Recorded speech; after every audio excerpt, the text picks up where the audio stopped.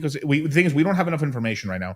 We don't know if it's going to be like the sacrifices we had in the past, or it's going to be our RH token only, or he decides to. He kind of left it open end. He said he maybe just might even airdrop it to everybody.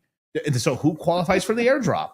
We don't know. So like, it's all going to depend. It's going to be point based. The guy who throws the most should get the most. That has typically been Richard's rule. Yeah. Right. So we will decide. Also, it's like. Watch this. There's a lot up in the air. There's a lot up in the air. Also, too, we know for a fact for the last 3-4 months, he was very busy with the tablets. So before the tablets, was he working on this project before then? Was he? Who knows? Right. So like, what if this project takes I think because Pulse Chain would have launched in a year. So, okay. I think the real time. So if the timeline's a year, maybe he can launch it in 6 months. But watch, this takes such a long time. They won't launch until fucking 27 or 28. Mm-hmm. I would personally I kind of, the only thing I would say different with Pulse Chain launch is I would have liked it better to have launched in 24. Knowing all things, because we would have had the Hex community much more jointed together in one token up until all 23 and then the middle of 24. So the chain would have only been a year and a half old instead of 3 years old. And, we may have actually seen some nice price moves on Hex. And maybe the Hexicans would have been a lot more kumbaya instead of just like...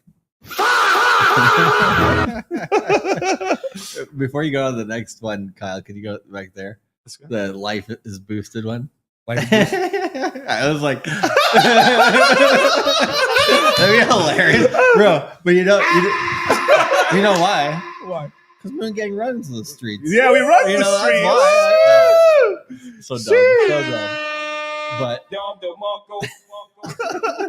I hope so. But a sacrifice, regardless, is bullish because it takes supply off the market. Yeah.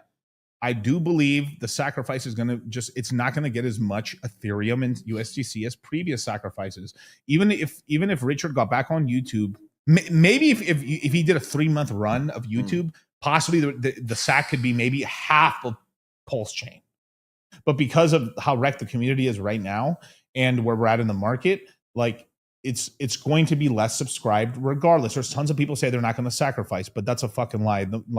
The moment Richard Card comes back and says, let me put it in, he's like, how deep you want to put it in? And that's most Hexicans, and they're lying to themselves. There's tons of there's a bunch of closeted people in the LGBT community. There's a lot of closeted sackers. Yeah. But they're not, but regardless or not, they're just not going to sack as much. Right.